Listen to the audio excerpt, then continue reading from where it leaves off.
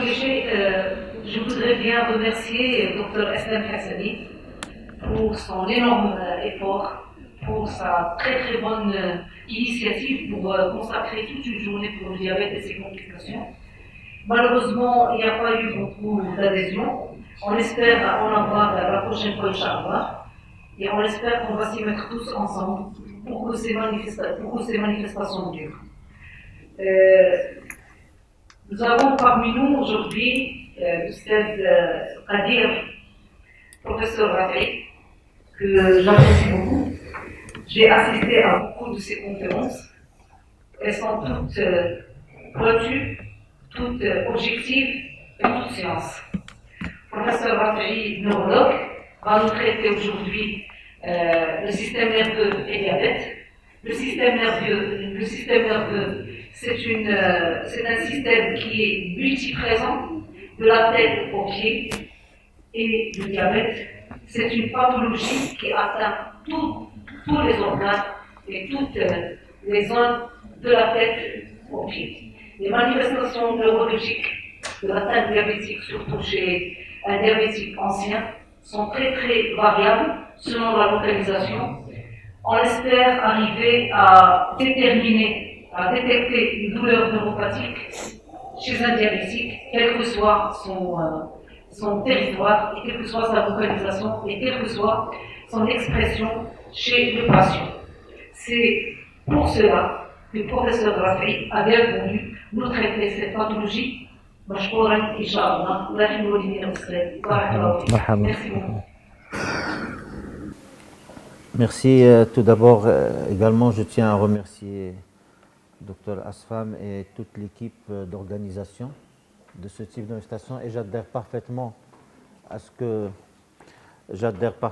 que vous avez dit, c'est que c'est un effort énorme pour organiser des choses pareilles, et malheureusement, les jeunes n'adhèrent pas à ce type de formation. C'est pour ça que ce type de formation doivent être obligatoires. Après, pour que ce soit comme les crédits qui se font donc dans les pays européens, dans les pays américains, c'est-à-dire j'assiste à une telle conférence de l'ECG, des complications, urgences et tout, j'ai mon certificat, j'ai mes points et je peux continuer à exercer. Sinon, je ne peux pas continuer à exercer, et ça doit être parce que c'est déjà très important pour un médecin d'être en formation continue. Parce qu'en médecine, c'est ça, c'est-à-dire si on arrête d'apprendre, si on arrête d'être formé, on ne peut plus suivre ce qui se passe dans le monde, et donc d'être effectivement à la hauteur. Et malgré tout ça, on reste toujours,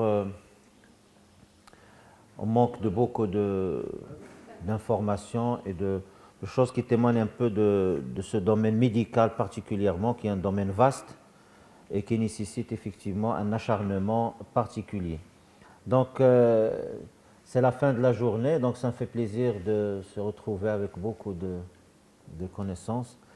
Et à mon tour de faire une petite présentation que j'aimerais être dynamique, active et interactive en fait, pour être léger, parce qu'effectivement, comme a cité mon ami, c'est-à-dire parler du diabète et des complications neurologiques, c'est un peu vaste. Et c'est vaste parce que le diabète peut donner plusieurs manifestations, ce qui témoigne de l'importance. C'est bon. De l'importance effectivement de consacrer une journée pour, sinon je peux utiliser ça, de consacrer une journée pour le diabète avec ses différentes complications. Moi, du côté neurologique, je vais commencer par des cas cliniques qui vont nous permettre de discuter ensemble et rapidement, et après je pense toutes les choses théoriques on va les discuter directement plus que par diapositive. Alors je ne vais pas vous montrer la classification du diabète avec la fréquence de type 2, mais pour chaque diapositive je donnais un seul message simple qui concerne la neurologie bien sûr et les complications neurologiques. Pourquoi j'ai mis cette classification que vous avez le temps que vous connaissez mieux que moi? C'est juste pour dire que le diabète de type 2 est le plus fréquent, vous le savez, le type 1 est moins fréquent, mais sur le plan neurologique, on arrive maintenant à comprendre mieux comment gérer la neuropathie, par exemple, périphérique du diabète de type 1, parce qu'on sait très bien que l'équilibre glycémique permet d'arranger les choses concernant le diabète de type 1. Chose qui n'est pas vraie pour le diabète de type 2. Chose qu'on découvre. C'est pour ça qu'il y a pas mal de publications qui parlent est-ce qu'on a une seule neuropathie ou deux neuropathies. Et je peux vous dire que même dans le diabète, on a deux types de neuropathie sur le plan physiopathologique. Parce qu'il y a une, quand on corrige la glycémie, quand on a un équilibre glycémique, on peut arranger les choses. Et dans les diabètes de type 2, malheureusement qui est le plus fréquent, l'équilibre glycémique seul ne permet pas de prévenir ou de corriger les choses, ce qui témoigne qu'il y a d'autres mécanismes physiopathologiques de cette neuropathie. Alors là, c'est juste pour cette notion de fréquence et pour la notion de comment évoluent les choses dans le sens de la complication la plus fréquente qui est la neuropathie périphérique. Alors, les conséquences du diabète, il faut savoir qu'elles concernent les deux systèmes, c'est-à-dire le système central et périphérique, mais vous le savez très bien que le système périphérique est le plus fréquent. Ce sont les neuropathies diabétiques. Mais peut-être parce qu'on ne connaît pas les autres complications centrales, et là je vais commencer par la chose que vous connaissez très bien, c'est que le diabète est un facteur de risque de l'accident vasculaire cérébral. C'est un facteur de risque majeur de l'accident vasculaire cérébral et que au cours d'un AVC, le contrôle de la glycémie, il joue un rôle très important dans l'amélioration de votre patient. Donc voilà un peu une relation et un exemple type pour une pathologie qui pour nous les neurologues, ça nous tient à cœur parce que c'est une urgence et c'est une pathologie qui entraîne un handicap grave, l'accident vasculaire cérébral. Et au cours de l'accident vasculaire cérébral, heureusement que cette notion de fatalisme qu'on avait, c'est-à-dire qu'il n'y a rien à faire, c'est comme ça, elle a l'hémiplégie, il faut le laisser tranquille, a disparu parce qu'il y a actuellement des thérapeutiques à la phase aiguë et qui vont permettre d'améliorer ces malades. Et vous savez que parmi les choses qu'on peut faire à un patient, en dehors de la thrombolyse, que vous connaissez très bien, c'est-à-dire d'administrer ce fibrinolytique à ces patients pour avoir une reperfusion de l'artère, il y a des choses plus simples que tout médecin généraliste doit connaître, et doit maîtriser et doit appliquer. C'est quoi? C'est la gestion des facteurs de risque autour de l'AVC. C'est-à-dire, j'ai un patient qui a fait l'AVC, j'ai 4 ou 5 paramètres que je dois régler. Et entre autres, c'est la glycémie. C'est-à-dire, si vous avez un accident vasculaire cérébral, donc le diabète est l'un des facteurs de risque majeurs, et si vous ne corrigez pas la glycémie en post-AVC, vous aggravez votre patient sur le plan neurologique. Et donc, il risque d'aggraver son déficit, il risque même d'avoir des troubles de conscience et même la réanimation. Alors, quels sont parmi ces paramètres? Vous savez qu'il y a le traitement d'une infection, de la fièvre, la saturation en oxygène, et il faut que la glycémie ne soit pas trop élevée. L'hyperglycémie, elle est toxique pour les neurones. Et donc, si vous avez une hyperglycémie qui se pérennise dans le temps, ou même aiguë, elle est toxique pour le neurone, et déjà le neurone, il souffre par l'AVC. Si vous ne corrigez pas l'hyperglycémie, si vous ne faites pas attention, alors que c'est un geste simple que tout médecin peut faire. Ça ne demande pas que ce soit au CHU, ça ne demande pas que ce soit dans une structure. C'est simple. J'ai mon patient, j'ai la position, je fais la saturation, je fais la température, je corrige la glycémie, je corrige l'hypertension. C'est tout. Et là, vous savez qu'avec uniquement ces mesures, on peut sauver ce malade AVC à la phase aiguë. Donc ça, c'est juste un exemple de relation facteur de risque de l'accident vasculaire cérébral et qu'une bonne gestion du diabète chez un diabétique ou de la glycémie chez un non-diabétique, elle permet d'améliorer un AVC. Donc voilà cette relation très importante. Après et en dehors de ce principal syndrome neurologique qui est l'accident vasculaire cérébral, mais je vais vous montrer d'autres complications. Il y a les neuropathies périphériques quand même qui restent la complication la plus fréquente. Et si vous voyez autour de vous, chez des diabétiques de la famille, certainement si vous posez une simple question, est-ce que vous avez des paresthésies, est-ce que vous avez des fourmillements? Ils ont des paresthésies et des fourmillements. Parce que la fréquence de la neuropathie chez un diabétique, elle varie de 28 jusqu'à 50% et parfois plus. Donc un diabétique sur deux a une neuropathie, soit clinique, soit infraclinique. Et surtout pour le diabète de type 1, s'il n'a pas un bon équilibre glycémique, il risque de faire plus de neuropathie et une neuropathie plus sévère. Alors, je commencerai par... Bon, vous savez que l'histoire de diabète, de complications, c'est depuis des années, depuis qu'on s'intéresse à ces complications parce que l'importance et tout, et on va voir un peu à travers ces cas cliniques. Alors, j'ai posé les questions pour cette jeune patiente de 32 ans qui est suivie pour diabète, donc elle est jeune. Je vais passer rapidement avec un schéma basal que vous connaissez très bien, avec une hémoglobine glyquée à 6,3, un fond d'œil qui est normal, et c'est une patiente qui suit très bien son traitement du diabète parce qu'elle veut avoir un enfant, donc elle veut tomber enceinte, donc elle est bien régulière, elle est observante de son traitement, mais qui vient pour des douleurs des membres inférieurs qui évoluent depuis 3 mois. Et donc évidemment, elle est diabétique, elle a des douleurs des membres inférieurs de façon bilatérale. Je pense on doit penser plutôt à une neuropathie diabétique parce qu'elle a des douleurs des membres inférieurs. Effectivement, c'est parmi les motifs de consultation les plus fréquents, et c'est une patiente qui a été traitée par de la prégabaline. Vous avez bien retenu la vignette clinique. La vignette, elle est simple, c'est pas ça le plus important, c'est les questions qu'on doit discuter après, mais il faut retenir un peu les mots-clés de la vignette clinique. Alors, pour vous, quels sont un peu les éléments, ça c'est évident, je pense, pour un étudiant, pour un médecin, c'est évident quels sont les éléments qui vont vous permettre de dire que ce qu'elle a comme symptomatologie, c'est des signes en faveur d'une neuropathie déjà. Je ne dirais pas neuropathie diabétique, mais d'une neuropathie. Donc il y a la recrudescence à l'effort, c'est ce qu'elle a décrit. Est-ce que c'est un signe qui va vous permettre de dire que c'est une neuropathie? Non, non.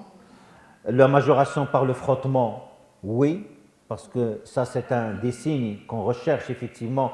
L'allodynie, effectivement, quand le patient, parfois le drap, parfois juste de toucher et sent une douleur, ça veut dire qu'il y a une allodynie, ça veut dire qu'on répond aux critères d'une sensation neuropathique. Démangeaisons, oui, ils font partie. L'impression de brûlure, ils font partie des signes neuropathiques. Et l'association à des placards érythémateux, une association. Ce n'est forcément ni possible. Pourquoi? Ça peut être orientateur, mais ce n'est pas un signe en faveur d'une neuropathie. Ça n'a rien à voir avec une neuropathie, sauf certaines formes de prurite, de choses pareilles, qui peuvent être ce qu'on appelle le prurite neurologique. Le prurite neurologique, c'est-à-dire le prurite, il y a deux choses, et une troisième, on peut se tromper. Il y a le prurite, le vomissement, et le hoquet. Il y a les causes gastro-entérologiques et il y a les causes neurologiques. Et les causes neurologiques sont parfois témoins de pathologies parfois assez importantes. C'est-à-dire quand j'ai vomissement, prurite, hoquet qui ne répondent pas au traitement, je dois penser à la cause neurologique. Et le prurite peut avoir une cause neurologique. Mais le placard érythémateux chez cette patiente, c'est plutôt à visée étiologique. Ça peut m'orienter vers une étiologie X ou Y de la neuropathie. Alors voilà effectivement les 3 critères qui doivent nous faire penser qu'il s'agit d'une neuropathie et d'une douleur d'origine neuropathique. Alors la question déjà avant de... Est-ce que la réalisation d'un EMG doit être systématique quand je suspecte, comme chez cette patiente, une neuropathie diabétique, oui ou non? Simplement, c'est-à-dire à votre avis, dans votre pratique, est-ce qu'on... On le fera systématiquement.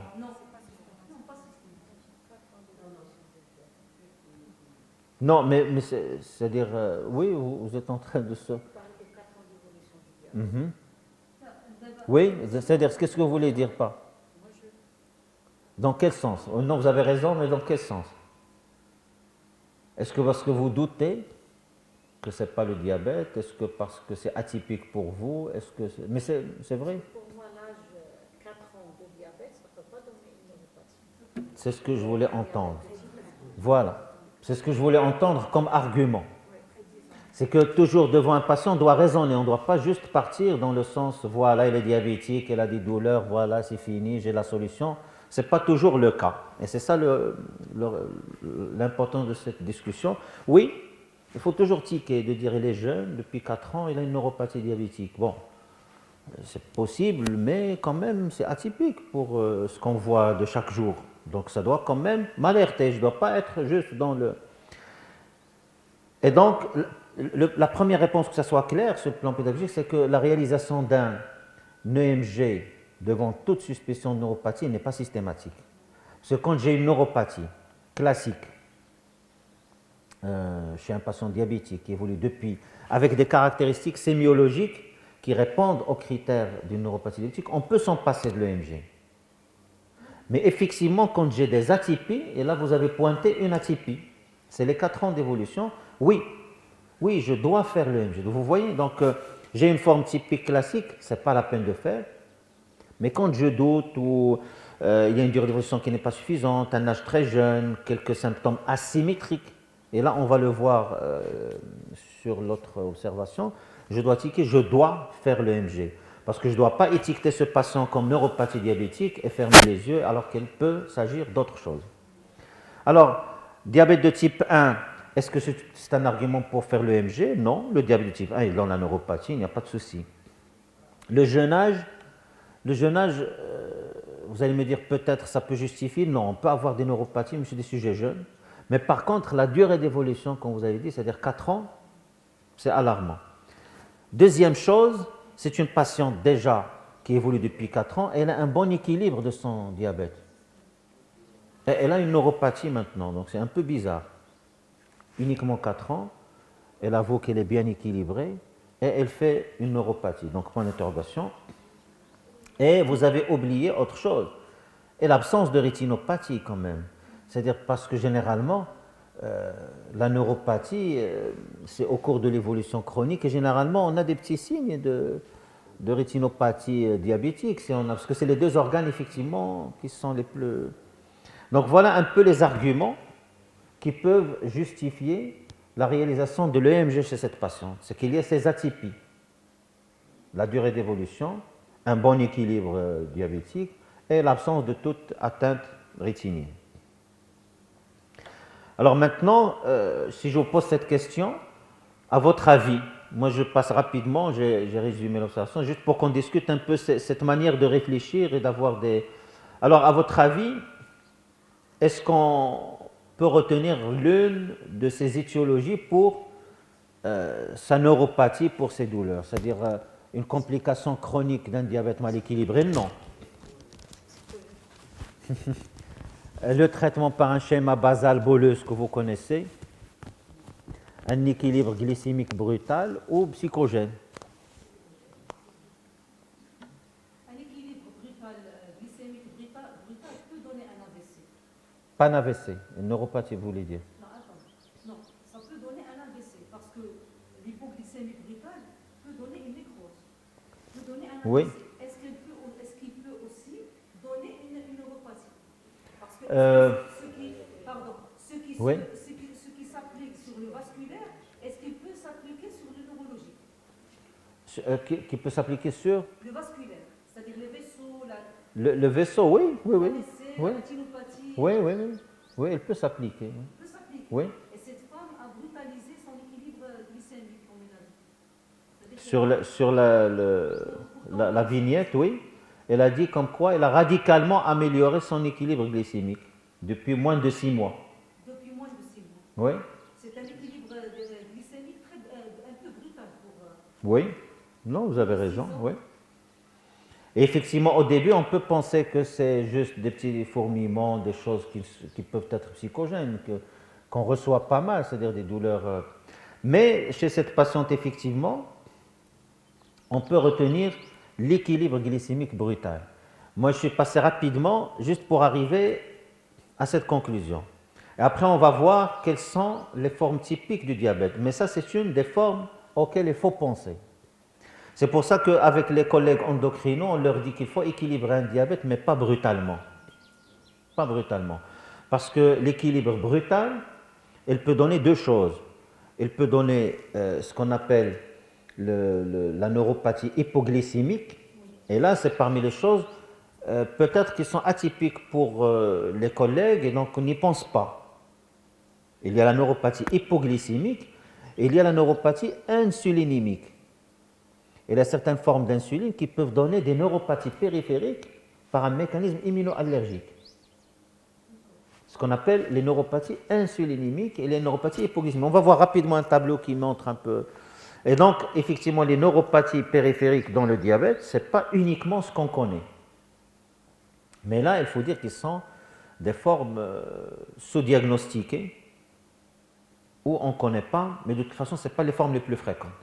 Mais je voulais quand même donner ce premier cas clinique pour montrer un peu les atypies avant de vous montrer ce qu'on voit classiquement. Donc, l'équilibre glycémique brutal est une des étiologies de douleur et de neuropathie périphérique. Donc, il faut y penser parce que la prise en charge est différente. On ne peut pas chez ce patient donner de la prégabaline et continuer dans la même erreur. Donc, il faut revenir pour dire à l'endocrino, il faut faire attention. Ça, ce n'est pas une neuropathie diabétique, donc n'essayez pas d'encore corriger brutalement le diabète, il faut faire attention, c'est le contraire. Il faut partir doucement pour éviter les neuropathies hypoglycémiques ou d'autres... pardon. S'il vous plaît.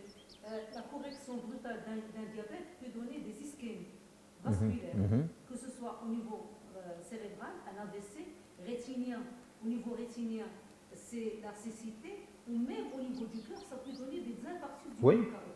Donc pour les praticiens que nous sommes, nous devons, comme vous l'avez mentionné tout à l'heure, nous devons aller petit à petit. Mieux vaut avoir une hyperglycémie dont le patient a l'habitude de gérer, plutôt qu'une hypoglycémie qui risque de lui être fatale. Oui. Vous avez soulevé maintenant que la neuropathie diabétique peut être due, c'est-à-dire une neuropathie peut être due à un équilibre. Très bien. Une neuropathie peut être due. Donc c'est pas une neuropathie. Et on va revenir sur cette nomination neuropathie diabétique qui n'est plus utilisée actuellement. Actuellement, on va le dire maintenant comme ça pour le retenir. Actuellement, on parle plutôt de neuropathie liée à un état diabétique. C'est-à-dire la dénomination qu'on connaissait avant, les neuropathies diabétiques, ne sont plus utilisées. C'est les neuropathies liées au diabète. Et donc on peut avoir de tous les types de neuropathies, mais qui sont liées à l'état diabétique du patient, soit hypoglycémique, soit insulinimique, et on va voir d'autres formes qui ne sont pas automatiquement diabète. C'est pour ça que le terme neuropathie diabétique ne doit plus être utilisé. Il faut utiliser les NLD, les neuropathies liées au diabète. Alors, si je vous pose la question, comment vous pouvez améliorer, mais ça c'est rapidement, juste pour la pratique, parce que c'est un atelier normalement pratique, comment vous pouvez améliorer? Qui peut me dire la première réflexion, et c'est suffisant pour moi. Si vous voulez, je vous repasse la vignette clinique.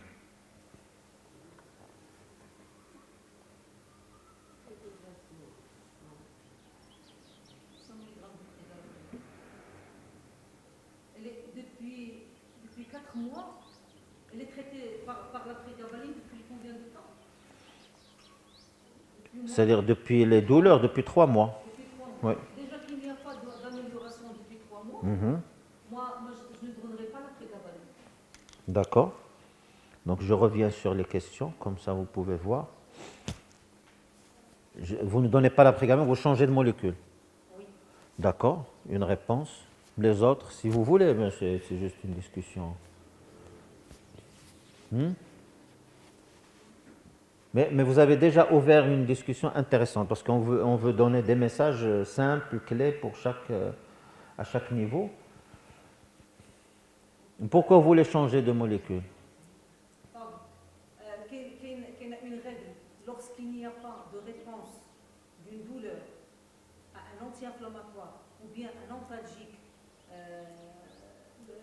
habituel, ça peut être une douleur, ou bien des corticoïdes, ça peut être une douleur neuropathique. Et dans ce cas, on donne la gabaline ou bien la prégabaline.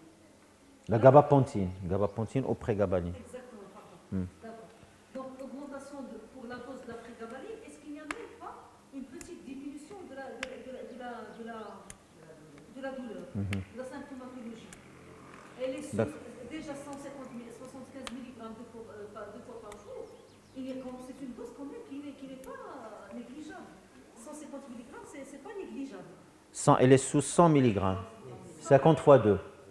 50 fois 2. Parfois, à 25, ça donne des résultats. Non, là, c'est important cette discussion interactive. Déjà, c'est-à-dire, est-ce qu'il faut augmenter? Pour vous, non, parce qu'il n'y avait pas de réponse, il faut qu'on change. L'anti-inflammatoire, est-ce qu'on le donne? Du moment qu'on suspecte une douleur du nerf, on ne donne pas d'anti-inflammatoire. Très bien, c'est le message. On ne donne pas. L'arrêt de la prégabaline pour un antidépresseur, c'est-à-dire de donner un antidépresseur. L'antidépresseur un IRS peut être donné dans la douleur neuropathique. Et donc, Oui. dans ce cas, puisqu'on ne suspecte pas une douleur neuropathique, pourquoi donner cet IRS? Non. Mais je ne sais pas. Mais sa douleur, elle est neuropathique. Elle est neuropathique. On l'a retenu sur les critères. Et là, les critères de la douleur neuropathique. C'est vous qui l'avez posé ou bien c'est le médecin qui avait... Non, l'essentiel, le descriptif, on va le voir. On va le voir tout de suite après. Le descriptif de la patiente avec les 3 critères qu'on a vus, l'aggravation par le frottement, par les brûlures, sensations, c'est des critères de douleur neuropathique. Ça ne rate pas. Et je vais vous montrer l'échelle que vous connaissez très bien, qu'on a déjà présentée, et qui est simple et qui vous permet en 2 secondes de dire est-ce que la douleur que présente mon patient, elle est neuropathique ou pas. C'est-à-dire dans le cabinet, c'est rapide. Il faut la prendre et raisonner. Oui. Il faut prendre les critères de Rapide et raisonner rapidement, oui. Même si on n'a pas l'échelle. Parce que l'attitude que vous allez faire, elle est différente. Parce que là, on dit toujours qu'une douleur neuropathique, ça ne sert à rien de donner de l'anti-inflammatoire. Aucun intérêt. Est-ce que je donne un antidépresseur? Est-ce que je donne le tramadol? Est-ce que je donne le rivotril? Moi, je donnerais peut-être. D'accord. Là, je vais répondre en argumentant. Déjà, sur cette liste, je ne ferai que 2 actions. Anti-inflammatoire, non. Aucune place. Arrêter la prégabaline, non. Je vais vous dire pourquoi. Parce qu'il y a la règle du traitement de la douleur neuropathique, on ne peut jamais changer ou switcher ou associer d'emblée alors que vous êtes sous des doses faibles. Parce que les recommandations des sociétés de la douleur neuropathique, ils vous disent qu'il faut une dose au moins de 300 à 600. On est à 100 mg. Donc oui, mais bien sûr, comment je peux juger que le traitement il est inefficace ou bien qu'il ne sert à rien alors que je suis à 100 mg? Maintenant, si la patiente vous rapporte qu'elle est très bien avec cette dose, tant mieux, par titration. Mais là, s'il vous dit que je suis toujours souffrante et elle tolère bien, on peut augmenter les doses. Ouais, il fallait augmenter avant, donc ça c'est... donc le médecin traitant... Oui. Parce que c'est 4 mois déjà, moi. Oui. On estime que cette patiente a été bien prise en charge dès le début. Non, c'est-à-dire toute prise en charge doit être commentée et tout. C'est-à-dire 50 mg x 2, c'est pas suffisant. C'est la patiente, non.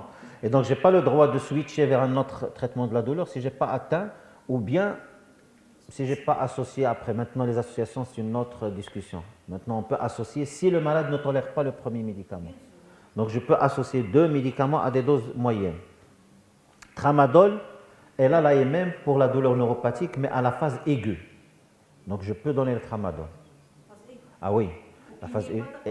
Oui, 10 jours, c'est recommandé d'associer avec la prégabaline ou avec un traitement de la douleur et ça marche très bien. Mais après, j'arrête le tramadol. Le rivotril, non, parce que le rivotril, c'est un traitement qui a beaucoup d'effets secondaires, beaucoup d'accoutumance. Et je suis déjà devant des molécules que je n'ai pas encore utilisées, mais pourquoi je vais utiliser le rivotril avec tous ces effets secondaires? Non, on n'a aucune place. Donc le raisonnement doit être effectivement simple et direct. Donc là, chez cette patiente, je dois augmenter les doses tant qu'ils sont bien tolérés. Je dois associer du tramadol, ça peut l'aider énormément. Et après, je juge, est-ce qu'il s'améliore ou ne s'améliore pas pour ne pas... Retenez que pour les douleurs neuropathiques, on peut arriver à 300, c'est la dose moyenne. Arriver, c'est-à-dire que par titration. Et on peut maximum 600. Je ne peux pas dépasser 600. Je parle pour la prégabaline. Pour les autres molécules, on aura le cas numéro 2. Donc, je pense pour ce premier cas, les messages clés. Pardon? Oui. Est-ce qu'il y a des questions? Pour ce cas numéro 1, c'est simple à retenir. C'est qu'il faut rester toujours critique. Ne pas prendre les choses, il faut toujours cogiter un peu pour dire c'est pas normal, c'est pas ça, oui, pourquoi, l'équilibre brutal, elle est bien, bon. Il faut se poser des questions. Il faut savoir que c'est des neuropathies liées au diabète, ce n'est pas une neuropathie diabétique, mais elle est liée à son équilibre brutal. Donc voilà une autre forme de neuropathie liée au diabète que peut-être pas mal de collègues ne connaissent pas et qu'il faut avoir en tête. Je ne dis pas qu'elle est la plus fréquente, mais qu'il faut avoir en tête. Une fois que j'ai une atypie, je dois penser est-ce qu'il n'y avait pas un équilibre rapide. Et deuxièmement, il faut connaître les critères du caractère neuropathique d'une douleur. C'est très important. Elles sont simples, je vais vous les montrer. Et le quatrième message de cette observation, c'est que je dois bien traiter avant de dire que je dois switcher ou je dois changer vers une autre molécule. Ça, c'est les 4 messages. Deuxième cas clinique, 42 ans, travailleur dans une usine, station debout, port de charge. Bon, elle est hypertendue depuis 4 ans. Elle a des douleurs, fourmillements, membre inférieur des deux côtés, de la même intensité, avec des sensations de brûlure, démangeaisons, avec des paroxysmes. Elle a des lombalgies, aggravation à l'effort, au frottement. Le soir, avec les draps, elles sont une douleur qui est un peu gênante. Elle a eu des blessures aux pieds, une gêne à la marche avec quelques troubles sexuels. Donc ça, c'est le tableau clinique, ce qu'on a recherché, les antécédents et tout. Alors, est-ce qu'on a oublié des questions chez ce patient?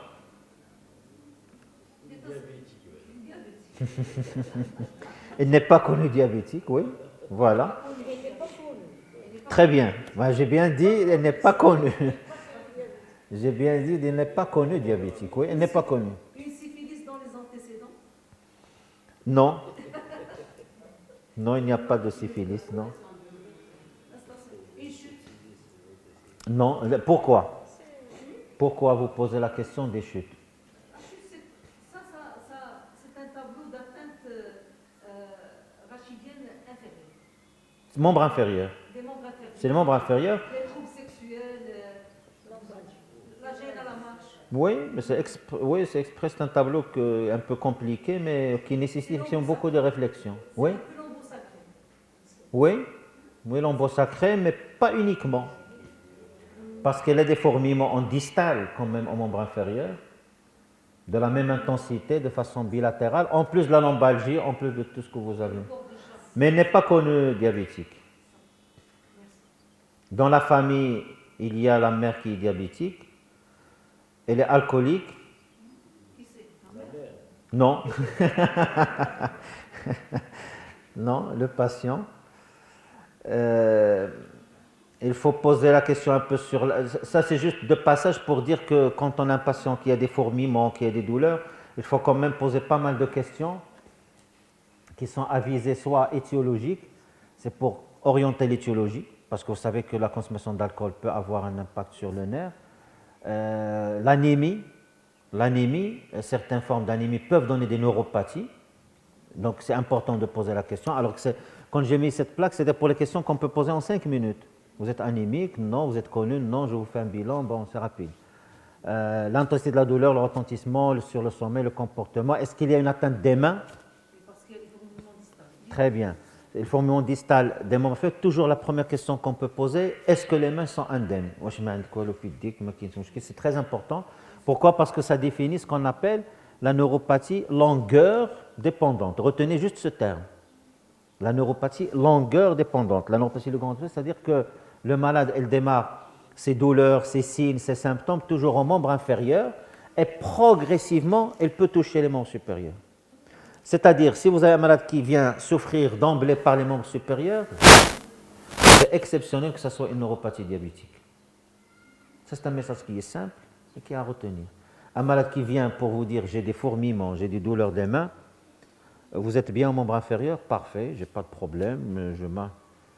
On ne doit jamais penser à une neuropathie diabétique en premier. Ça, c'est le message clé. Je vais vous dire quand il faut penser, mais c'est des cas exceptionnels. Donc ça, c'est un message très important. Les neuropathies diabétiques les plus fréquentes, c'est des neuropathies longueur dépendantes. Ils ne peuvent pas toucher les mains s'ils n'ont pas touché les membres inférieurs. C'est la forme la plus fréquente. Les autres formes que je vais vous présenter sont exceptionnelles. Donc le réflexe pédagogique, j'ai un malade qui souffre au membre supérieur d'une douleur neuropathique ou d'un déficit, il n'a rien au membre inférieur, le diabète c'est en dernier. Et l'inverse, si j'ai un malade qui a la souffrance en membre inférieur, distal, bilatéral, symétrique, je dois penser au diabète parce que c'est la cause la plus fréquente. Donc vous voyez un peu déjà. Pardon, j'ai pas compris pourquoi les anémies donnent. On va le voir tout de suite. Ah, non, non, je l'ai mis exprès parce que c'est des choses simples qu'on peut demander, c'est-à-dire qu'un bilan simple et qui peut sauver des malades. Exactement. Et c'est un diagnostic différentiel. L'anémie avec sa neuropathie, c'est un diagnostic différentiel de la neuropathie diabétique, mais qu'il faut rechercher parce que je peux vous dire que, je ne vais pas dire que c'est fréquent comme le diabète, mais c'est des choses qu'on a vues et qui s'améliorent par un simple traitement. Ça, vous le savez très bien. Une fois que je vais vous citer, vous allez comprendre. Alors, l'examen clinique chez ce patient de PNP, c'est-à-dire polyneuropathie, des troubles tégumentaires, une aréflexie avec une amyotrophie. Donc voilà, ça c'est juste pour vous dire un peu l'équivalent de, c'est-à-dire tableau de polyneuropathie parce qu'il est bilatéral et symétrique, quand on a une atteinte bilatérale symétrique. Longueur dépendante parce que les membres supérieurs sont indemnes, on parle de longueur dépendante. Vasomoteur, trouble tégumentaire, la réflexie achillienne et la discrète amyotrophie veut dire que le malade a en plus de ses douleurs, de ses fourmillements, il a une atteinte motrice. Voilà. C'est pour ça que j'ai évoqué la syphilis. Parce que, avec le steppage. Mais il n'a pas de steppage, lui. Lui, particulièrement, c'est une neuropathie. Il a dit le trouble de la marche, donc j'ai pensé. Oui, trouble de la marche, ça peut être sensitif. Vous savez, quand on a des troubles sensitifs, on peut marcher un peu en ataxie sans avoir de troubles moteurs. C'est-à-dire, j'ai 5 sur 5 sur la motricité, mais je marche un peu avec une ataxie. Et ça peut être purement sensitif. Comment? Ça peut être purement sensitif. D'un côté, il n'y a pas de douleur de corps? Non. Les troubles sensitifs, seuls, elles peuvent donner un trouble de la marche. C'est-à-dire, avoir des troubles de la marche ne veut pas dire automatiquement que j'ai un déficit. Il y a des troubles de la sensibilité profonde. Les grosses fibres, quand elles sont touchées, le malade, elle peut marcher avec ataxie. Et même avec des chutes. Et sans déficit moteur, il n'a pas de trouble moteur. Parce qu'il y a l'anodynie ou bien il y a la non-sensibilité, c'est-à-dire ils ne sont pas- L'anesthésie des membres inférieurs. l'anesthésie. Et donc il peut avoir une anesthésie d'un côté du pied et de l'autre côté, il n'a pas cette anesthésie. Ou bien il a une anesthésie. Non, mais là, vous rentrez dans un autre chapitre, ça c'est les mononeuropathies multiples. C'est quand on a une asymétrie de l'atteinte. Et l'asymétrie de l'atteinte, c'est également un drapeau rouge. Quand vous avez une asymétrie nette de l'atteinte, il faut penser au diabète en dernier. C'est ce que je vais citer après comme réflexe rapide. Mais c'est bien quand, c'est-à-dire une asymétrie de l'atteinte ou une atteinte en premier au membre supérieur, il faut laisser le diabète en dernier. Alors là, c'est juste pour l'examen. Alors c'est la même chose, je pense maintenant vous avez appris un peu les critères pour retenir le caractère neuropathique d'une douleur. Donc on a la majoration par le frottement, la recrudescence à l'effort. Non. Non, la recrudescence avec l'effort, non. C'est inflammatoire. Oui, ça peut être plutôt inflammatoire. Le sentiment de démangeaison, oui. Les brûlures, oui. L'association à des lombalgies, non. Ça fait mécanique ou inflammatoire ou quelque chose. Et l'aggravation par le contact des draps, c'est ce qu'elle a rapporté, oui, c'est l'allodynie. Vous connaissez l'allodynie, je peux vous l'expliquer rapidement. Oui, non?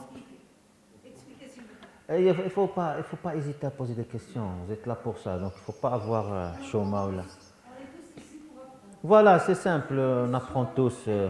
L'allodynie, il faut la différencier de l'hyperesthésie. Donc ce sont deux termes très importants au cours de l'étude d'une douleur. De la sémiologie, c'est ça ce qu'on appelle la sémiologie de la douleur. L'hyperesthésie, c'est quand quelqu'un sent une douleur quand j'applique un stimuli qui est douloureux.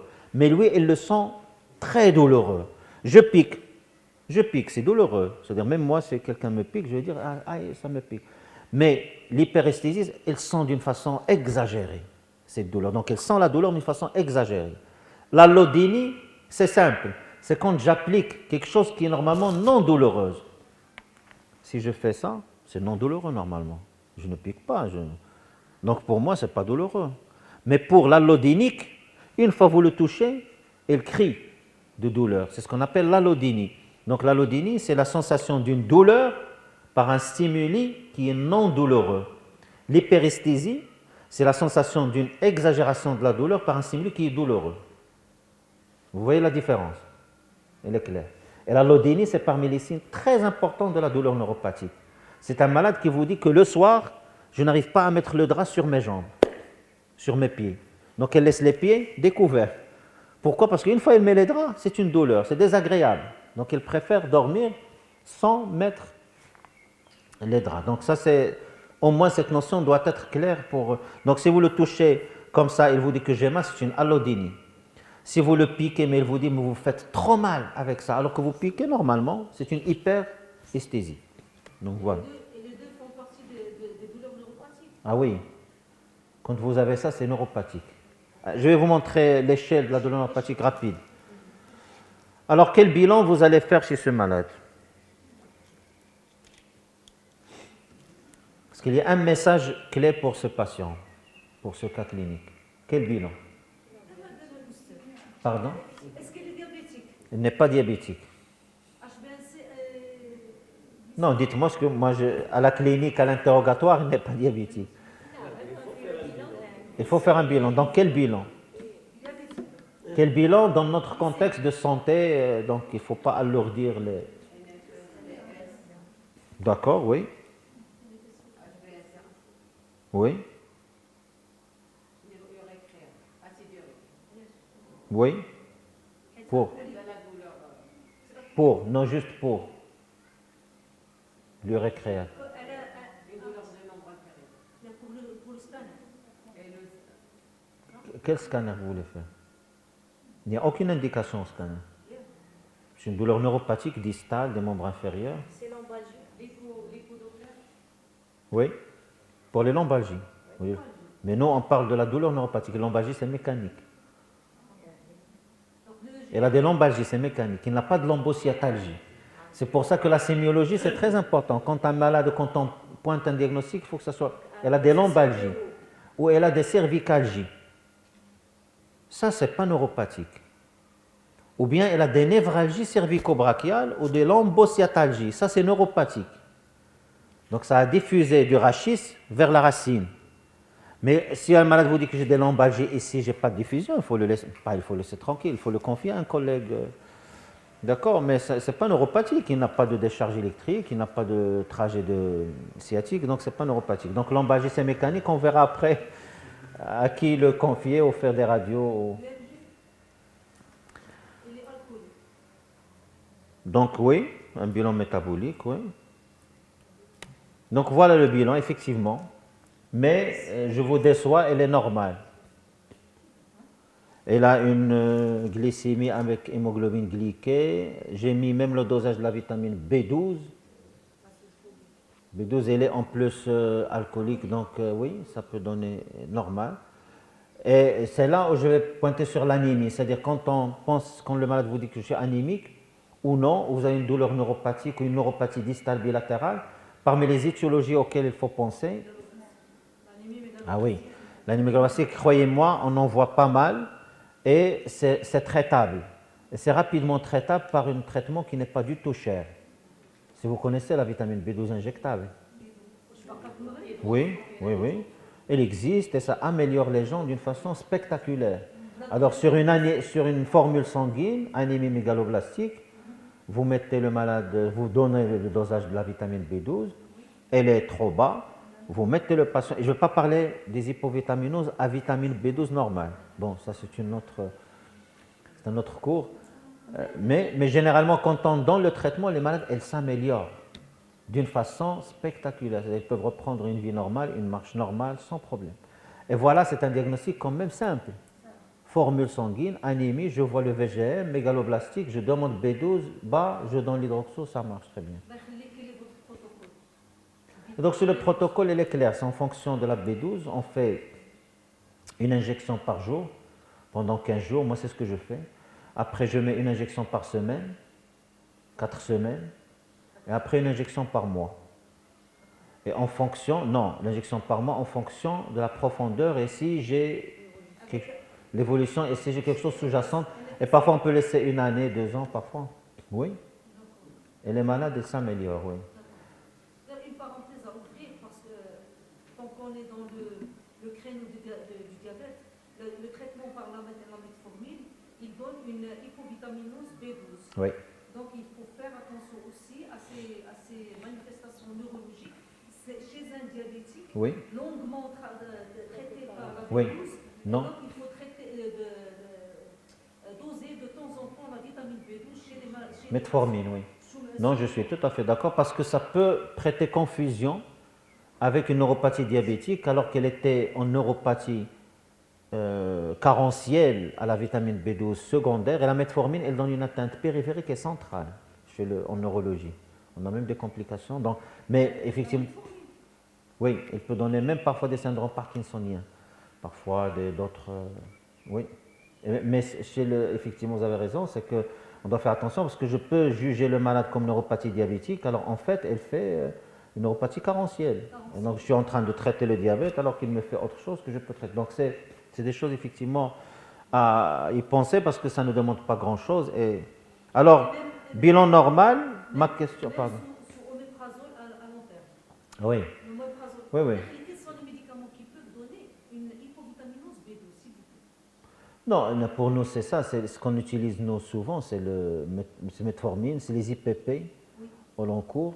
C'est essentiellement ça ce qu'on cherche. Il y a des toxiques, il y a le gazilaran, si vous connaissez bien. C'est ce que utilisent parfois les jeunes actuellement à visée de soirée, exactement. Là. C'est un gaz qui respire exactement et c'est comme du monoxyde d'azote.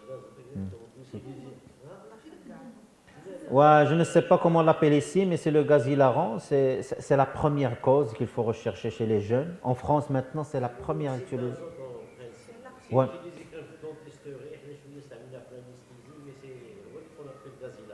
Le gaz hilarant, exactement. Ouais. C'est un anesthésiant très léger, mais qui va avoir le fort. Voilà, exactement. Ça résume la situation. Et c'est effectivement. Et c'est effectivement, ça donne exactement ce qu'a dit. Le gaz hilarant, c'est le monoxyde d'azote. Il a été utilisé au début chez les dentistes pour faire des extractions sous une légère anesthésie. Sans faire d'injection. Sans faire de conscience. Là, on utilise l'anesthésie comme complément de l'anesthésie, mais actuellement, on ne l'utilise plus. D'accord. Il y a une sensation de bien-être avec une petite somnolence. Très utilisée actuellement pour la dentisterie. C'est des bouteilles sourales avec de l'oxygène. Le masque, il faut respirer au malade. Tu te refais l'état léger. Voilà. Voilà exactement. Et actuellement. Les jeunes utilisent pour les soirées parce que c'est l'équivalent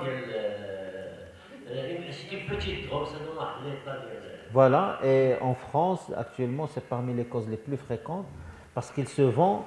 Apparemment, il se vend même dans des petites capsules à usage. Même, je ne sais pas, usage, j'avais lu parmi les choses, et eux, ils l'achètent parce que ça se vend dans des petites capsules, et ils l'utilisent et ils le trouvent pas mal dans les jardins, dans les parcs publics et tout ça. Et c'est parmi les causes qu'il faut rechercher systématiquement actuellement. Et plus les causes carentielles pour les gens. J'ai vu dans un journal de TF1, je crois, c'est des enfants qui prennent ça. Après, ils ont des paralysies, des membranes crâniennes, etc. Il y a ça, et il y a les sniffers, juste pour vous mettre un peu les deux études sont différentes. Les sniffers, on a reçu nous pas mal. Vous voyez un peu les gens au feu rouge, les gens qui un peu utilisent. Voilà. Ça c'est les sniffers et on l'appelle la neuropathie des sniffers. C'est la neuropathie au N-hexane.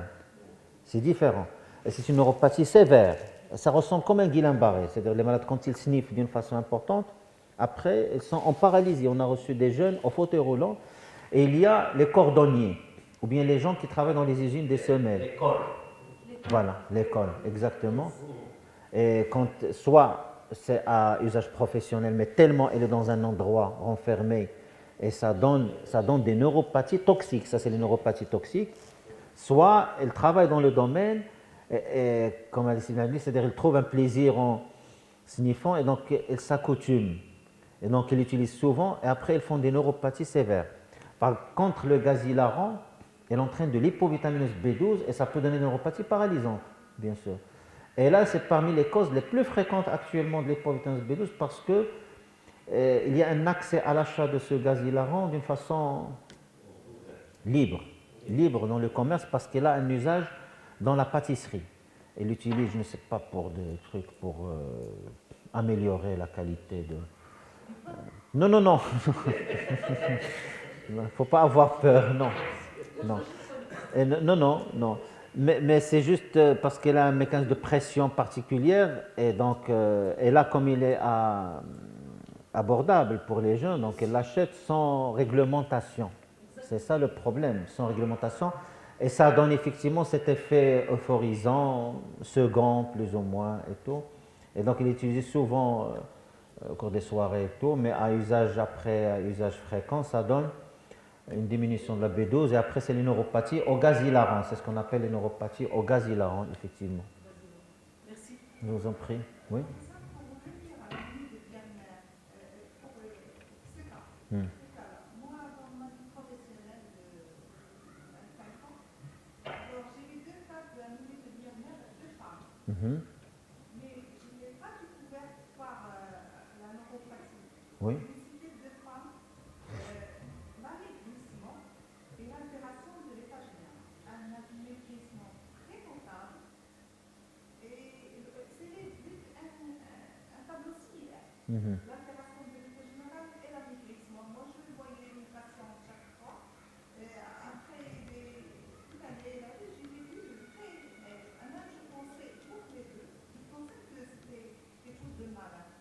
Alors, en demandant l'NFS, en l'envoyant à la route, ils sont revenus toutes les deux, animés de Biermer, et prenaient chez moi, dans le centre de santé, l'hydroxo, et ce que vous avez dit en data, ils sont revenus très Oui. Non, effectivement, c'est un réflexe pour nous tous d'y penser, puisque le syndrome, ce qu'on appelle nous le syndrome neuroanémique de Biermer, parce qu'elle donne les neuropathies périphériques et elle donne les myélopathies. Mais après, les malades, elles s'améliorent. Là, ce que vous décrivez, c'est une forme gastro, c'est une forme digestive pure. Parce que l'anémie de Biermer, parmi les étiologies qu'on trouve, on trouve l'atrophie phendique. C'est pour ça que dans les anémies de Biermer, on fait une fibroscopie systématique et on trouve une atrophie phendique importante. Et ça peut expliquer effectivement l'évolution chez les patients. Mais c'est parmi les choses effectivement qu'on peut. Alors, est-ce que vous pouvez écarter une neuropathie diabétique? Une autre parenthèse importante, puisqu'on est là pour apprendre, c'est que récemment, j'ai reçu pas mal de jeunes femmes qui font la sleeve, ou bien qui font un peu la chirurgie bariatrique, avec des neuropathies sévères. Oui, c'est des neuropathies carentielles. Pas toutes, mais j'ai reçu quand même, mais je pense que c'est des jeunes qui font déjà un régime sévère, en plus de... Et ils ont des neuropathies carentielles sévères quand même. Heureusement, quand on traite rapidement, quand ils reprennent leur régime, ils s'améliorent. Pour moi, c'est une chirurgie qui doit être bannie. Parce que au bout de 3-4 ans, les femmes, même les hommes, ils ont ces carences nutritionnelles. Ils ont beaucoup de carences, mais chez les vitamines. Parce que l'absorption ne fait pas le passage par l'estomac est écarté. Et donc, une supplémentation en vitamines et en nutriments toute leur vie. Oui. Ce sont des femmes qui veulent maigrir pour avoir des enfants. Qu'est-ce qu'elles vont avoir comme nutriments pour avoir un bon bébé, pour avoir une bonne progéniture? Oui, mais parfois elles ont des neuropathies. C'est vrai que parmi elles, certains qui regrettent et tout. Mais heureusement, ce n'est pas fréquent. Je pense qu'il y a même le suivi d'un nutritionniste, d'un diététicien qui doit accompagner quand même, parce qu'on voit, quand je dis je vois pas mal, mais ce n'est pas la fréquence de quelque chose, alors que les femmes, ils font beaucoup de... Donc je pense qu'il y a un problème de suivi ou d'accompagnement de ces femmes après sleeve qui fait la différence. Donc s'il n'y a pas de conseils, s'il n'y a pas de choses, je pense qu'il tombe un peu dans la carence importante. Et c'est la neuropathie. Ça, c'est juste une parenthèse parce qu'elle n'était pas connue, cette neuropathie bariatrique. C'est la neuropathie bariatrique de la chirurgie. Alors, est-ce que vous écartez une neuropathie diabétique? On a un bilan normal. Normal, l'hémoglobine glyquée normale, la glycémie normale, B12 normal, NFS plaquette normal. Pour moi, c'est non, c'est pas une neuropathie diabétique. D'accord. Les autres, même avis. Non. C'est pas diabétique. Et pourquoi je suis là? Moi, je suis là pour le diabète. Vous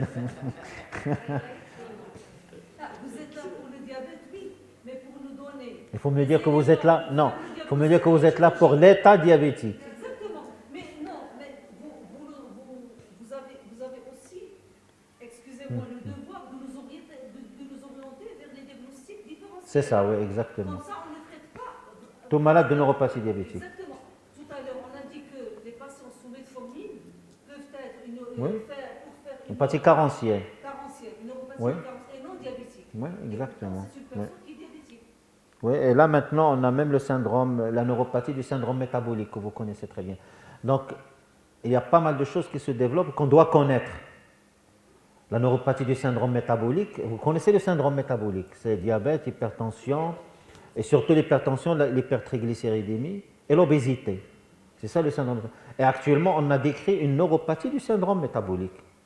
C'est-à-dire l'hypertriglycéridémie, elle expose à une neuropathie. Et surtout, si elle est associée aux autres facteurs, HTA et obésité. Donc vous voyez, donc ça c'est les neuropathies du syndrome métabolique qui sont de définition récente. C'est l'obésité. C'est un syndrome métabolique وحده. Oui, فيها الهيبرغليسيمي، فيها الهيبرتريغليسيريديمي، فيها l'hypo HDLMI, فيها le diabète ou فيها l'HTA. Oui. Il y a l'hyperglycémie chez les Oui. obèses. Oui. Il y a beaucoup d'hyperglycémie. c'est juste effectivement pour qu'on sache quelle neuropathie, de ne pas mettre tout sur le dos du diabète, chez tout malade qui a un diabète, il faut voir un peu. Donc, vous n'écartez pas, moi je n'écarte pas une neuropathie, mais il faut juste me corriger, parce que c'est ça, moi je voulais que vous me fassiez la remarque, c'est une neuropathie liée au diabète. Oui, il n'a pas de diabète ce patient. Pourquoi vous avez Mais une neuropathie, oui. Diabétique, non. donc vous écartez Neuropathie, oui. Voilà. Mais c'est ça l'objectif de ce cas, parce que actuellement, on a ce qu'on appelle les neuropathies des états prédiabétiques, d'un état prédiabétique normal. Là, qu'est-ce que vous appelez par normal? Parce qu'il y a l'HbA1c du Je n'ai pas le chiffre, mais il est dans les 6 et quelque chose. Il est normal. Normal. Normal. Pathologique chez les non-connaisseurs en diabétologie, c'est à partir de 6,4%. Selon les normes des labos, oui, c'est le 6,4. Là, c'est les normes internationales. Mais il est important de signaler qu'une hémoglobine glyquée à 6%, ce qui équivaut à 1,9 à 1,09 g par litre de glycémie à jeun, expose déjà à une atteinte rétinienne. Il y a déjà une micro-atteinte rétinienne. C'est-à-dire qu'avec 6... Oui, c'est les états, oui. Et donc, déjà... C'est les états prédiabétiques. Exactement. Le prédiabète, ça commence à partir de 7,7. Et c'est ça l'objectif de ce deuxième cas, c'est d'attirer l'attention, c'est qu'il ne faut pas toujours attendre d'avoir une glycémie à des chiffres ou une hémoglobine glyquée pathologique pour dire que c'est un diabète et que cette douleur neuropathique ou cette neuropathie, elle est en rapport avec ça. Pourquoi? Parce qu'effectivement, comme on a vu les neuropathies hypoglycémiques ou bien les neuropathies par équilibre insulinimique brutal, ce patient a effectivement une neuropathie dans un état prédiabétique. Et là, si je vous pose la question, quel est l'examen que vous demandez, ça vous le savez très bien, chez ce patient, c'est-à-dire on a refaire la glycémie, non, une sérologie de Lyme, ça n'a aucun sens, faire l'étude de LCR, aucun sens, c'est bien sûr le test de tolérance. C'est le test de tolérance au glucose par voie orale qui va vous permettre effectivement de poser le diagnostic, et ça c'est des choses que vous avez eues lors de cette journée ou bien de ces 2 journées. C'est le test de tolérance au glucose qui va vous définir ce qu'on appelle la neuropathie pour avancer, parce que je pense que... Et donc c'est un état prédiabétique. Et l'état prédiabétique, bon, il y a les critères de diagnostic. Et là, en fait, si on fait la synthèse du cas clinique, c'est une neuropathie sensitivo-motrice à prédominance sensitive et douloureuse qui était révélatrice d'un état prédiabétique. Donc le malade, elle est définie comme état prédiabétique et elle a une neuropathie.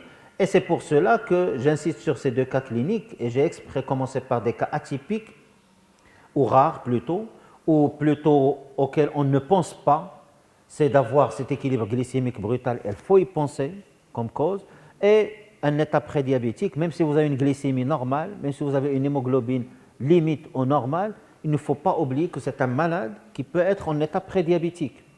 Et d'ailleurs, le message également clé que je voudrais passer, c'est que particulièrement, et ça il faut le retenir, les neuropathies liées au diabète classique, ce qu'on connaît, 20 ans de diabète avec une petite neuropathie, généralement, elles sont très peu douloureuses. Elles sont douloureuses, je ne dis pas le contraire, mais il y a un petit déficit, il y a un petit trouble, mais c'est depuis 10 ans, 15 ans, 20 ans.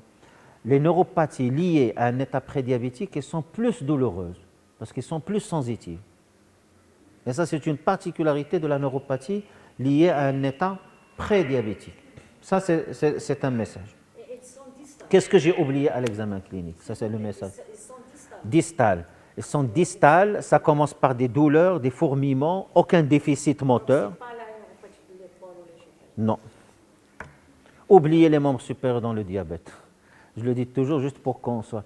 Le diabète, dans ses formes classiques, peut-être une atteinte rhumatologique, je ne sais pas.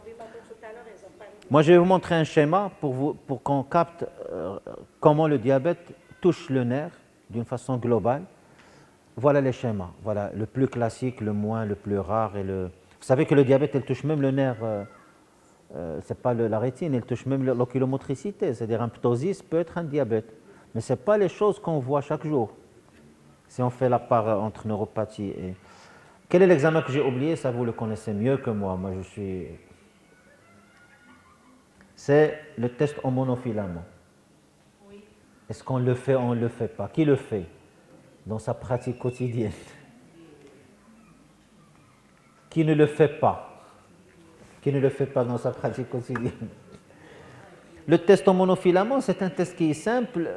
On l'a dans notre bureau, mais parfois, quand les choses sont évidentes, après, il faut effectivement apprendre à le faire. C'est un test simple. Regardez. Nous, on l'a fait même dans l'élaboration d'un petit fascicule de l'examen neurologique. On l'a filmé chez un de nos résidents pour montrer. C'est simple, c'est un monofilament qui se vend, et on l'applique comme ça sur les points que vous voyez en rouge en bas. On l'applique. Et après, vous voyez le risque en fonction de 0 point qui parle, 2 points, 3 points, 4 points. Et là, vous multipliez le risque par 5, 10 jusqu'à 25 d'avoir un pied avec neuropathie ou un pied diabétique, avec neuropathie des petites fibres. Et donc, c'est un test très simple. Vous demandez au patient, est-ce qu'elle sent la pression du monofilament? C'est tout. Sur ces 3 points, avec le gros orteil, vous poussez, c'est un mouvement qui est fait spécialement pour cette pression. Vous le posez quand vous voyez les étapes et vous le levez. Donc, posez une petite pression et après vous levez le monofilament. Si le patient vous dit que je ne sens pas sur ces points ou sur 1 ou 2 points, même un seul point, ça veut dire qu'elle a démarré la neuropathie à petite fibre. Et donc, il faut faire attention déjà pour le pied diabétique. Malheureusement, ce qu'on voit actuellement, c'est que souvent, on reçoit les malades avec déjà les complications cutanées, les complications. C'est pour ça que j'ai mis, qu'est-ce que j'ai oublié à l'examen, c'est le test en monofilament, donc à retenir. Moi, je pense, on n'a pas assez de temps, je vais passer un dernier cas rapidement. Moi, je vous ai mis une discussion autour des neuropathies du diabète, donc je vais passer hyper rapide pour dire que cette définition neuropathie diabétique a changé. Et on parle de neuropathie liée au diabète. Et vous voyez la nouvelle définition. Donc, neuropathie, ensemble de signes ou de symptômes en rapport avec une altération du système nerveux périphérique secondaire au diabète ou à l'état diabétique, après exclusion de toutes les autres causes d'une neuropathie. Et ça, c'est capital, c'est ce qu'on disait. Donc, il faut chercher un peu les autres causes avant de dire diabétique, douleur, neuropathie diabétique. Diabétique, il ne marche pas bien, neuropathie diabétique. Diabétique, il a une ataxie. Il ne faut pas avoir cette facilité, il faut rester raisonnable et analyser les choses logiquement. Donc, certes, on a vu ces deux cas particuliers, qui est la neuropathie liée à un équilibre glycémique brutal. On a vu la neuropathie liée à un état prédiabétique. Et les deux, c'est des neuropathies qu'on rattache à l'état diabétique. Donc, ils font partie de ce cadre de neuropathie liée au diabète. Maintenant, je ne vais pas vous donner ces chiffres, parce que ça, c'est juste la fréquence de diabète, de la neuropathie. Vous savez, bon, je passe... excusez-moi. Là, c'est dire, est-ce qu'on a une ou deux neuropathies? Oui, il y a deux. Je vous ai expliqué, c'est que c'est en fonction. Je pense, je passe sur tout ça, je passe directement sur ce schéma. Voilà. Ça, c'est l'échelle DN4 pour la douleur neuropathique. On en a discuté, et donc il y a l'échelle DN4 que tout le monde peut utiliser. Je pense, vous l'avez? Non? Vous la connaissez? Non? Non. La douleur neuropathique, c'est DN4, c'est douleur neuropathique, 4 items, 4 questions. Les questions sont simples, brûlure, oui, non, sensation de froideur, oui, non, décharge, oui, non, picotement. Après, il y a les données de l'examen clinique du médecin, hypoesthésie au tact, oui, non, hypoesthésie à la piqûre, oui, non, et frottement, oui, non. Voilà, c'est simple. Et donc, vous avez 4 questions et 10 items. Si vous avez 4 réponses oui, c'est-à-dire positives sur les 10, vous pouvez retenir le caractère neuropathique de la douleur. Il n'y a pas de discussion. Vous avez 4 sur 10, c'est une douleur neuropathique. Alors, c'est une échelle simple. Il y a 7 questions par l'interrogatoire, on n'a pas besoin d'examiner, voilà. Et 3 questions par l'examen. Ça, c'est ce qu'on appelle le DN4. Après, on a découvert, bon, on a le DN4 en arabe, dialectal, donc vous pouvez l'utiliser facilement. Donc, il y a les questions adaptées à notre population et c'est la même chose. C'est un test qui est très sensible, très spécifique. Et pour être plus simple, on a maintenant créé ce qu'on appelle le DN3. Le DN3, c'est-à-dire vous pouvez poser le diagnostic de la douleur neuropathique juste sur l'interrogatoire. On n'a pas besoin d'examiner. Allô, est-ce que vous avez des frottements, brûlures, froideur, picotements? Oui, vous avez 3 sur 7. C'est une douleur neuropathique. Donc c'est juste pour faciliter. Et même le DN3, il a gardé une spécificité, une sensibilité qui sont quand même très correctes par rapport à... Ça, c'est les... Ça, c'est les neuropathies diabétiques, en fait, généralement. Et je les ai mises par fréquence. La première, et qui est la plus fréquente, c'est le A. Quand je dis la plus fréquente, c'est la dominante. C'est la neuropathie longueur dépendante. C'est-à-dire, j'ai les membres inférieurs. Regardez, la neuropathie longueur dépendante, elle est simple.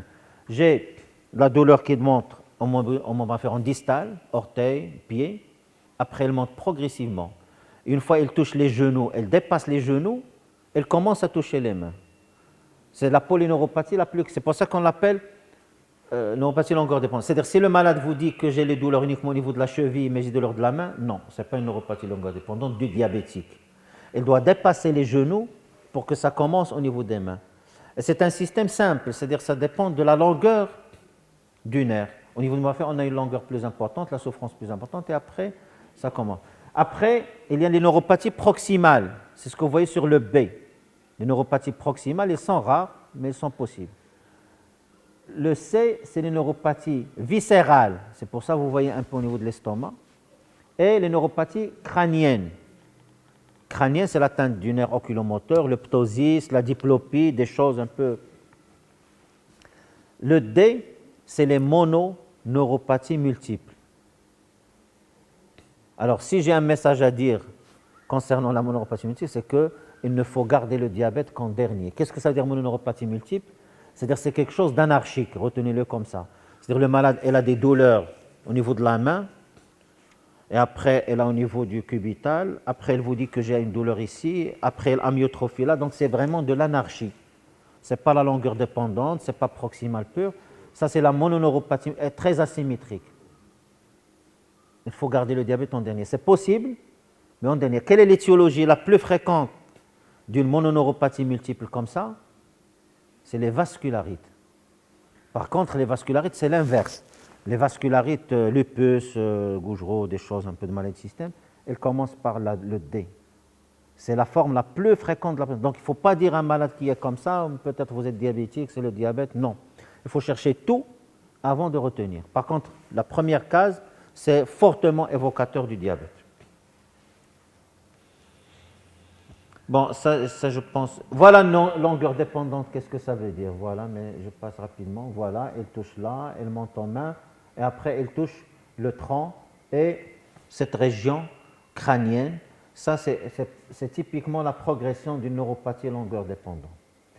Je vais passer sur, pour le dernier cas, mais c'est juste pour les images.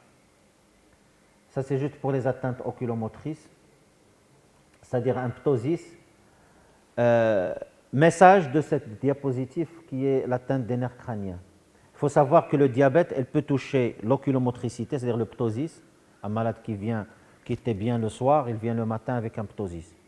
Il faut penser au diabète, c'est les diabétiques. Il faut penser au diabète comme révélateur. Mais, message clé, attention, il y a une étiologie à ne pas rater quand vous avez un ptosis comme ça d'installation rapide ou brutale. C'est quoi? Ça, c'est une étiologie tumorale, peut-être évidente, avec exophtalmie, avec tout ça, et peut-être progressive. D'accord. Le diagnostic à retenir, à ne jamais oublier, c'est l'anévrisme. Oui, de l'artère vertébrale. De la circulation postérieure, pour être plus simple, parce que le nerf 3, elle passe à côté. Si vous avez un anévrisme, elle peut écraser le 3 lors de son passage pour le globe. Pourquoi il ne faut pas l'oublier? Et ça donne un ptosis, et ça peut donner une diplopie, parce qu'elle est urgente. Si vous n'opérez pas rapidement, c'est l'éclatement, c'est le décès. Donc c'est la seule chose que je peux vous dire concernant le diagnostic différentiel. Quand vous avez un ptosis chez un diabétique, il faut s'assurer, bien sûr il y a des éléments cliniques qu'on n'aura pas le temps de faire, la vidéo qu'on n'aura pas le temps de passer, mais n'oubliez pas l'anévrisme si vous avez une atteinte des nerfs oculomoteurs chez le diabétique. Pardon, le diagnostic de la dernière pathologie se fait par échographie des troncs supra-aortiques. Oui, ce n'est pas l'échographie. L'écho-doppler. Non, ce n'est pas l'échodoppler. L'échodoppler, on ne voit pas bien, il faut l'angiographie. Il faut une angio pour voir bien l'anévrisme et tout ça. Mais en urgence, on peut pratiquer une écho. L'écho, Oui, non, il ne peut pas vous montrer. Ne jamais. C'est ce qu'on appelle, comme ce qu'on a appris l'enseignement quand on était des externes, c'est-à-dire on n'interprète jamais une radio de thorax qui n'est pas bien faite, parce que ça donne toujours faussement rassurante. Il nous disait toujours qu'il ne faut jamais. Non, ce n'est pas dans le même sens. ce sont des médecins qui sont hyper entraînés. L'échographie, c'est pas des médecins. Vous savez, je vais vous donner un message. Vous savez que l'anévrisme, on peut le rater même sur une artériographie. Une artério. Donc, le câble l'échodoppler simple. L'échodoppler, elle est magnifique pour tout ce qui est atterrant, pour tout ce qui est. Même pour la dissection, l'échodoppler, c'est un peu limite. Et pour l'intracrânien, l'artério. Et vous savez qu'on répète parfois l'artério 2 fois pour trouver l'anévrisme, parce que si le radiologue n'a pas fait de coupe tangentielle, elle peut zapper l'anévrisme. Avec les 3D, on voit. Parce que s'il ne fait pas les 3D, on peut rater l'anévrisme, parce qu'il peut être superposable à une image, et on peut dire qu'il n'y a rien. Alors il doit faire les 3D avec des coupes pour voir. Donc l'échodoppler.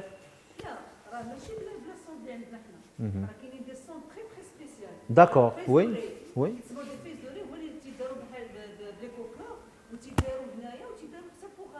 Toute la vascularisation intracrânienne. Mais il faudrait que l'échographiste, le radiologue échographiste, soit bien entraîné pour la faire. C'est pas n'importe qui. D'accord. Oui, bon, ça c'est juste le schéma de la douleur, on passe. On a comme une seule image, de ce cas clinique.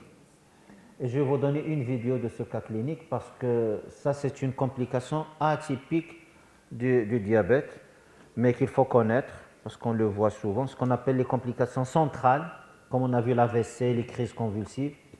C'est parmi les complications centrales. Maintenant, on a vu les neuropathies périphériques, mais là, je vais vous montrer juste la vidéo des complications neurologiques du diabète central. Il y a l'AVC, c'est un facteur de risque, le diabète. Là, maintenant, il y a ce qu'on appelle, regardez, je vais passer, je ne sais pas comment je dois faire. Voilà.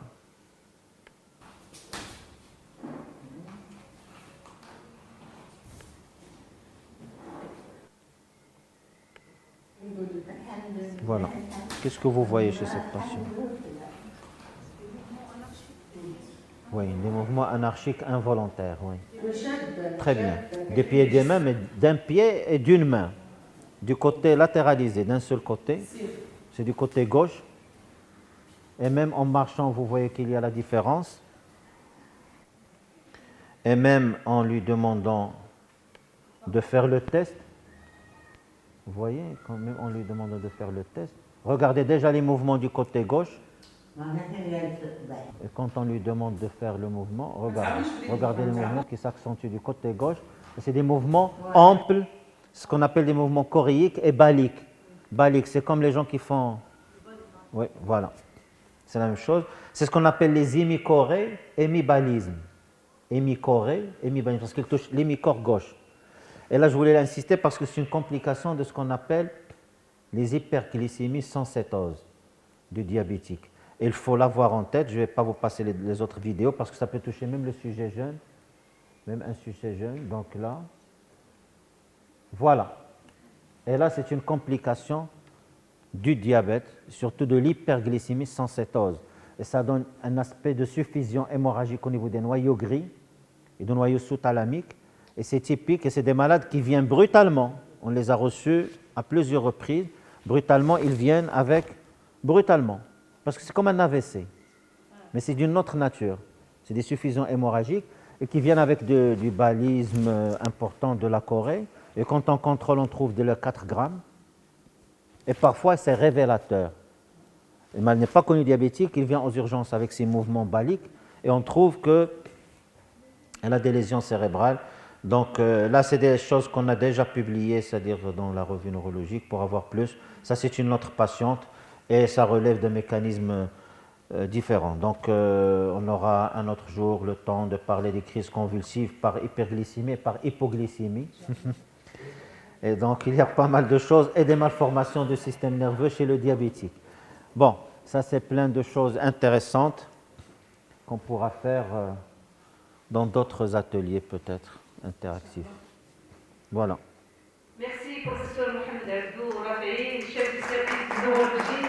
Nous sommes désolés pour le retard qu'on a causé pour notre cher professeur Ansari, qui vient de Marrakech. Smihina Oustad Bzaf. En Zoom. Ok. Professeur Ansari, veuillez nous excuser, c'était très intéressant et c'est toujours intéressant d'avoir avec nous professeur Rafi. Merci beaucoup, Oustad. Merci pour l'assistance et merci aussi pour professeur Ansari parce qu'on a enquêté sur son programme. On aimerait bien avoir des présentations plus longues, monsieur le président de l'association. Comme ça, on aurait beaucoup plus de temps de découvrir toutes les nouveautés. C'est vrai que personnellement, j'ai beaucoup appris de cette présentation. Merci à vous. Merci à vous. Merci. Barakallahu alaykoum.